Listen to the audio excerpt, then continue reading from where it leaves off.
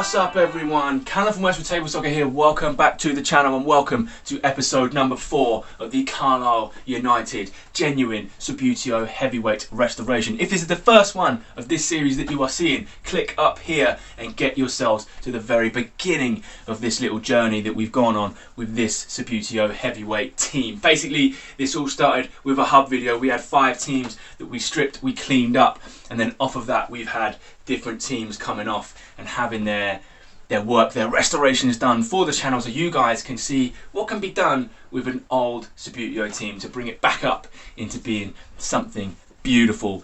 This series is all about Carlisle United and that classic 1973 to 77 era strip. We've done what we usually do and we've given it a Westwood Table Soccer variation, so we've continued the penguin stripe that is on the front over onto the back, and we've also done a little bit of custom work with the socks. Thank you so much guys if you have watched episodes 2 and 3, the ones that I recorded and lost all of my video for, so had to adapt and come up with something a little bit different. It wasn't exactly what I wanted, it wasn't what I had originally, but we made the best of it. That will not be happening in this episode, so let's get on it. If you're enjoying the video at any point, minimize it, smash that like button. If you don't subscribe, please make sure that you do. I believe at currently 52% of the people that are watching my videos are not subscribed. Guys, if you are one of those 52% and you are watching my videos, if you like what you see, give it a subscribe, get the bell on so that you never miss a video. Let's get into this. So here they are then, all set and ready to go. As you remember from the previous episode, we added that red frame to the front and the back of that penguin stripe. In this episode, we are going to be using Humbrol Matte number 25, straight out of the tin. No messing around, no colour mixing with this, and it should be a fairly quick and easy job. The only other thing we've got to be careful of and make sure that we don't lose is that white collar area. The rest of the shirt is going to be blue. There's going to be no cuffs on this. It's going to be a solid blue shirt. Shorts are staying the same. Should be a nice and easy job, and it will really make a difference. I think this team looks pretty good now, but you guys wait until you see the finished product. So without any more chit chat from me, let's get on it. Another little thing that I'm going to add into this, the brush we are going to be using is a size 00. It has had a few bristles removed, nothing too drastic, but that's what we're going to be using. So a 00 brush, Humbrol Matte 25, nice and easy. Let's go. So here we've got a figure then, and what we're going to do with this, guys, obviously we've got a lot of areas now where we do not want to get blue paint. First and foremost, we have got an area up and around the collar. The collar on this shirt is white, so we need to make sure on this shoulder area here and on the other side, of course, that we maintain the white space. The other areas where we don't want to get any blue are onto our hands, on either side and across the shorts. Now, key things to take into consideration when you're doing something like this: the shorts are white, we want to keep them white. We already have our red line denoting the bottom of the shirt, okay? That is very, very important, because when we bring our blue line round, we need our blue line to match our red line in there, because if it doesn't, it's going to look very strange. It's going to throw your eye a little bit and make the kit just look a little bit odd, a little bit strange. So we need to make sure when we bring our blue line on the horizontal axis across here that it matches where this red line ends, and again we bring it all the way around.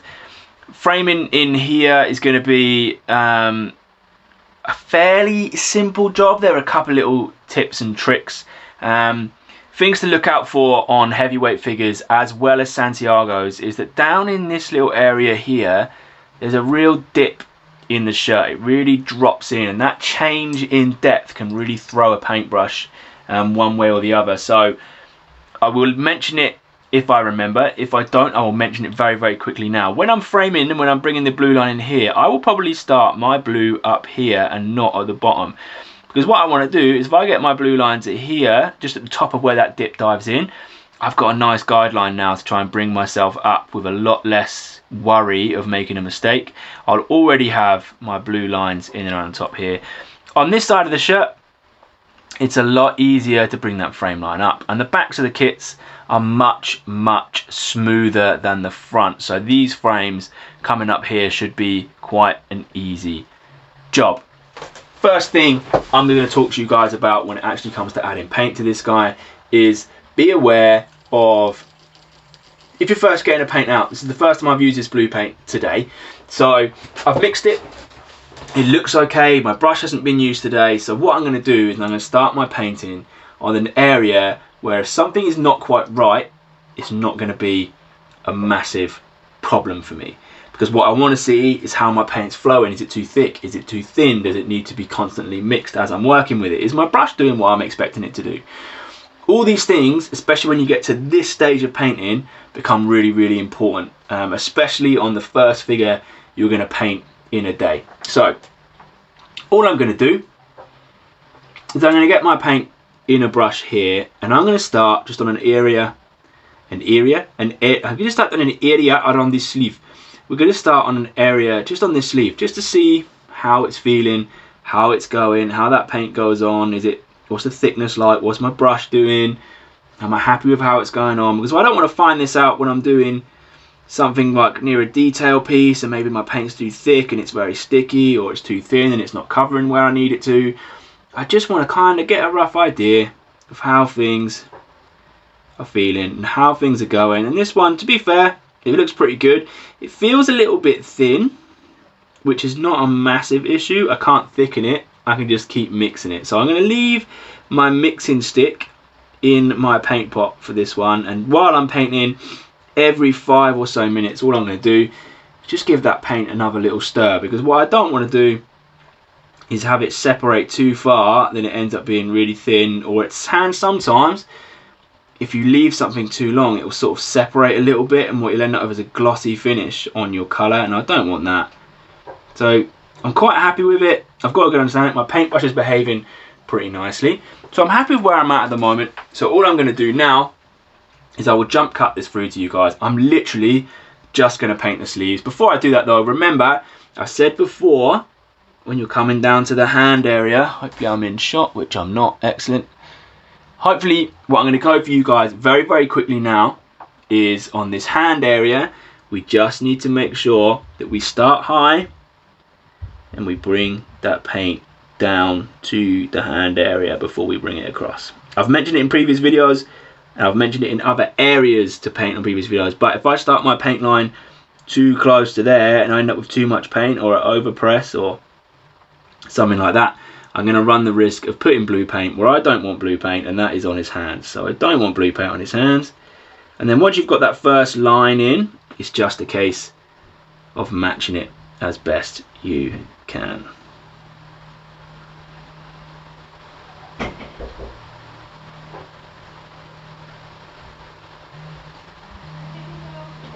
And there we go. That's it. Very, very simple. All we're going to do now, fill in the rest of the guy's arms here, and then we'll come back to you guys when we've got that bit done. So there he is then. As I said, all I was going to do was paint the sleeves.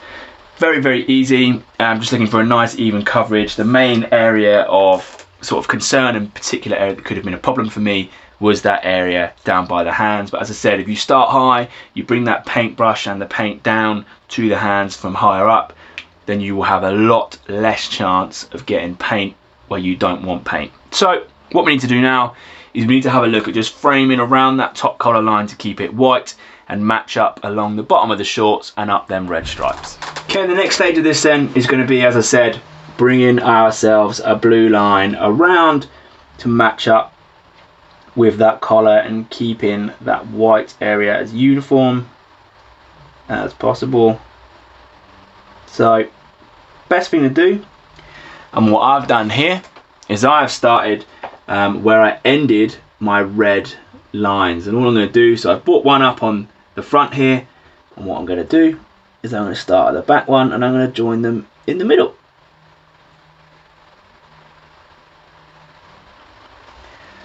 So there you go.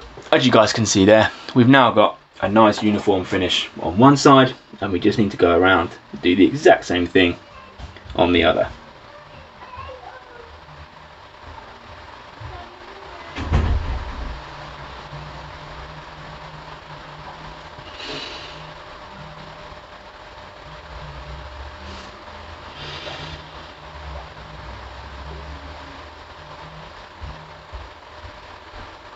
So there we go, nice and simple, easy step, one that would probably get overlooked, but I wanted to make sure I made a big point of it because it's keeping that white collar area. It's really, really important for this shirt. It has got a white collar on it. As I mentioned in a previous video, if I'd have bought them red lines on the outside of that collar, there's hardly any blue to be found. Prime example of that actually is this guy here. Now this one had that blue or the white penguin stripe brought all the way up to where the outside of the collar would be, and look how much blue there is remaining around that player on the shirt. There's not a lot, and obviously we want to keep that, so we just have to have a little kick out on the shoulders to make sure that we keep a nice clean white collar and also have a nice balance between the white space and the blue space that we're using. Next thing, next little hurdle we have to cross, okay, as I've said before, is making sure now, hopefully my hand's not going to be in the way, is we need to come across this bottom area here and bring it up on this side, and the same again on the other side, and then bring our line down to match up. Really, really important that we try and stay as clean as possible. So what I'm going to do is I want to get my top of the short line sorted early. So we're going to start high with our paint, and we're going to bring it down to where we think we want to be, and that's going to give me, so I put it down to where I think I need to be, and that's going to give me a nice guide to bring a line across now from the bottom of the red over to the blue.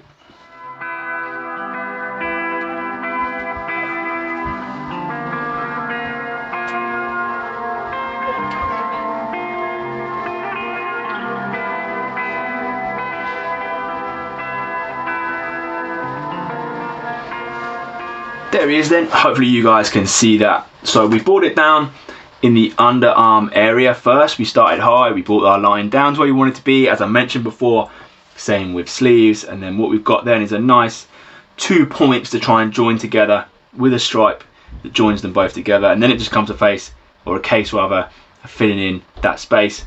What I need to do now is bring that blue up around the outside of the reds to join on.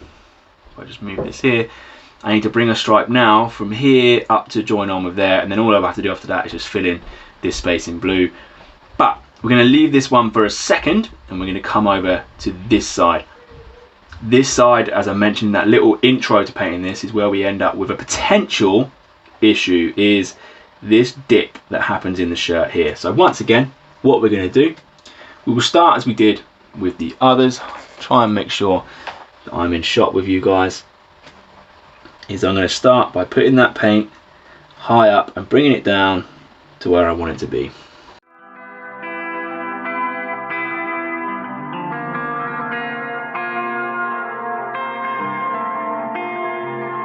So there we go. What I've got there is my little guideline, and now what I need to do is try and join those 2 points together.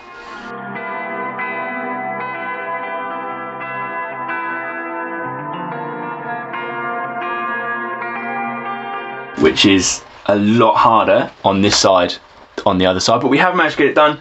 Now what we're going to do is I'm just going to give my brush a little clean because the blue paint is drying. It's quite warm in here today. The blue paint is drying on the brush a little bit. Just going to give that blue paint another little mix around, keep it moving.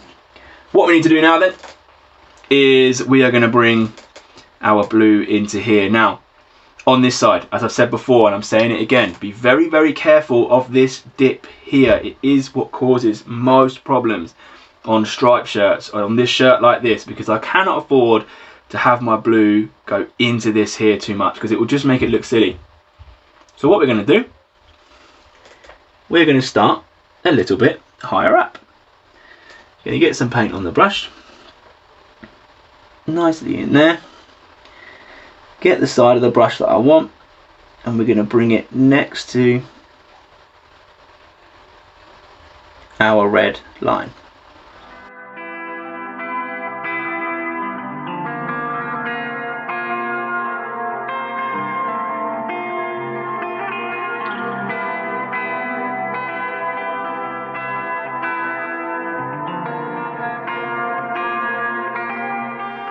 So you can see there now what we've got is we've got this little white gap now between here and here, that we're going to fill in. The reason I start this higher up is because I can get a nice smooth line, and it will give me a visual aid as I'm trying to join point A to point B. Similarly, how we did it here, point A to point B, and the same on the other side.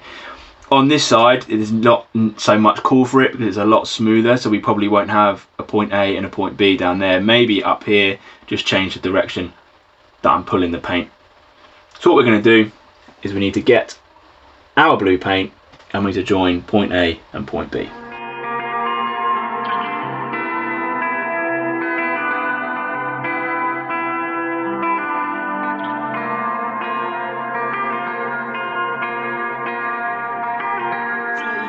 As you can see there, we've filled in this space now and we've got that blue line and it's lovely and clean, and we're starting to see that red stripe pop out of the shirt, and we're now really starting to see this kit come together. Need to do the same on the other side and just fill in that space before we go on to the back over here. So again, another little brush cleanup.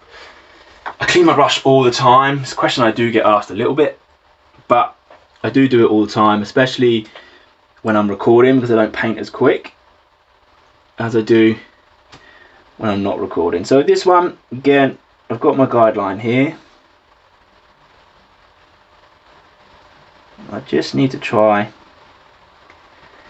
and pull my paint up. I hope you guys are appreciating the fact that I'm not gone full sniper mode here. Doing this and talking is so difficult.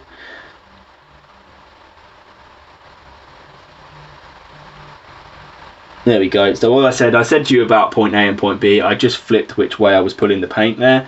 So rather than going from bottom to top, I went from top to bottom just to make sure we had a clean, even join. And you can see there, the front of the shirt. Oh, this kit is looking absolutely superb. Very happy with how this is going. We just need to come around and do the back. The back is a little bit quicker and a little bit easier than the front. Doing the back of the shirt is a little bit easier to do than the front. The first thing we're going to do is bring those bottom of the short lines round from this side and again round from that side first. Because we've already got them in place, it's a lot easier. And as I said to you earlier on in the video, this back of the shirt is a lot smoother. So making this join here and this join over here is going to be a lot easier and simpler than it is on the front. So here we go then.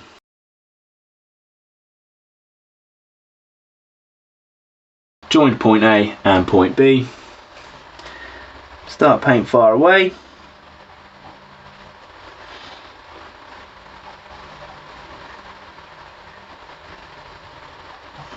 Bring it up the back of the shirt. As I say, much smoother on the back, so it's a lot easier to do. And just to finish off, we're going to pull from top to bottom.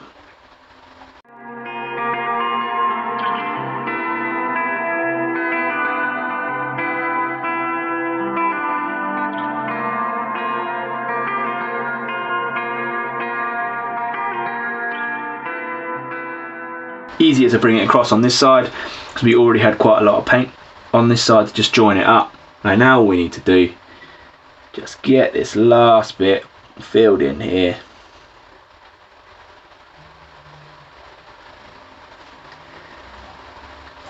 So there he is, Carlisle United Westwood Table Soccer variant, pretty much finished. What we need to do now is blast through the rest of these guys to get them all to the same stage. When we've done that, we're going to have a little look at the goalkeeper. So what we're going to do, we'll do a split screen time lapse of that, and we'll come back to you guys when we're on to the goalkeeper.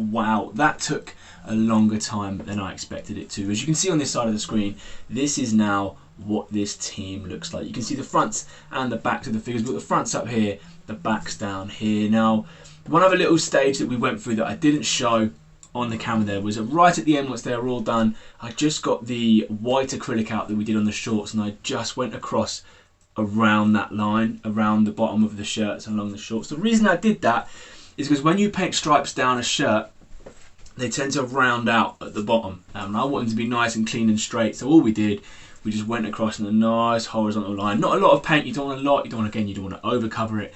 But as you can see on these guys here, it just makes that line a lot crisper, a lot sharper, and we're a lot happier with it. But as I said, that did take a long time. Be under no illusions, it may well be a simple job, but because of all the framings, we've got to get a clean line down here, we've got to get a clean line around the shorts, we've got to get a clean line around here, then we've got to fill in our spaces and get everything to match up.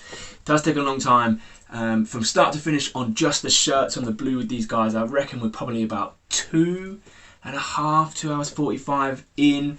And what we're going to do to end this video is just have a little look at potentially doing something with our goalkeeper. Alright, so the last thing we're going to do in this video is try and deal with whatever this is. This is the goalkeeper. It's not the goalkeeper that came with this team. We decided to keep the goalkeeper that was with this team originally with my new Birmingham. This goalkeeper is the one that came with that Birmingham. Now, as you can see, somebody has, I don't know, covered him in gloss paint, and I hate gloss paint. It's one of the worst things you can do to a Subbuteo figure, in my opinion, is cover him in gloss paint, especially when you've covered him in gloss paint this poorly. Look around his head. I've already started actually redoing his skin tone. That's the first thing I'm going to do, because I'm not really sure what to do kit wise, because that paint on there is already quite thick, that yellow. I think what we're going to need to do is potentially go with a darker colour. And obviously we can't use blue because the main kit is blue, so we're probably looking at something like a black or a red maybe. There's no point trying to go with a lighter colour because it will require so much paint to cover that yellow up. The yellow itself, all the yellows I've got wouldn't cover that very nicely, so I think the first thing we're going to do is finish off sorting that skin tone out, and we'll have a little think about maybe some sort of design we can do, probably using red and black. As I said, I don't really have many other options that we can do. We could maybe go with a maroon, maybe some sort of maroon kit might work quite nicely maybe, but we'll come to that in a minute. But yeah, this mess here needs sorting out.